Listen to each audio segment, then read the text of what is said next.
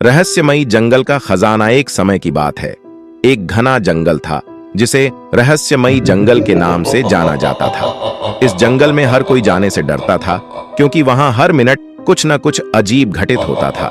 एक दिन गांव का एक निडर युवक राजू इस जंगल के खजाने की खोज में निकल पड़ा। जंगल में प्रवेश करते ही राजू ने महसूस किया कि यहाँ की हवा में कुछ अजीब सी सिहरन है। पहले ही मिनट में उसने देखा कि एक विशालकाय पेड़ अचानक से हिलने लगा। राजू ने नजदीक जाकर देखा तो पाया कि पेड़ की जड़ों के नीचे एक पुरानी जंग लगी तिजोरी छिपी हुई थी। उसने तिजोरी खोली तो उसमें से एक पुराना नक्शा निकला। नक्शा देखकर राजू ने सोचा, यह तो किसी खजाने का नक्शा लगता है। लेकिन जैसे ही उसने नक्शा उठाया, जंगल के पेड़ पौधों ने उसे घेर लिया। दूसरे मिनट में उसने पाया कि वो अचानक से एक अलग रास्ते पर पहुंच गया है।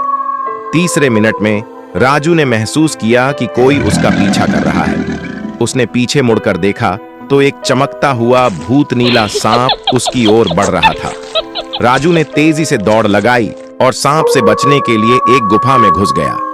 चौथे मिनट में गुफा के अंदर अंधेरा था और राजू को अपने चारों ओर चमकती हुई आंखें दिखाई दीं। ये आंखें किसी जंगली जानवर की थीं।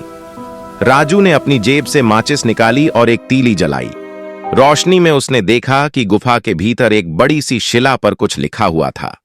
5वें मिनट में उसने शिला पर लिखा पढ़ा, खजाना उन लोगों के लिए है जो सच्चे दिल से इसकी खोज करते हैं। राजू ने अपने दिल में सच्चाई और हिम्मत को बनाए रखा और आगे बढ़ता रहा। 6ठे मिनट में उसे गुफा के अंदर एक चमचमाती हुई तलवार मिली। तलवार को उठाते ही गुफा के अंदर की सारी रहस्यमयी शक्तियां शांत हो गईं और रास्ता साफ हो गया। 7वें मिनट में राजू ने गुफा के आखिरी कोने में एक चमकता हुआ खजाना देखा। जैसे ही उसने खजाने के पास पहुंचा, एक सुनहरी दरवाजा खुला और राजू को एक नई सुंदर दुनिया में ले गया जहां चारों ओर सोना और हीरे बिखरे पड़े थे। 8वें मिनट में राजू ने सोचा कि अब उसे वापस लौटना चाहिए। उसने खजाने से कुछ हीरे लिए और बाहर की ओर चल पड़ा।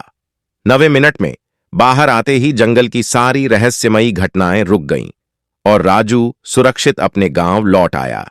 इस प्रकार राजू की हिम्मत और सच्चाई ने उसे रहस्यमयी जंगल का खजाना दिलवाया।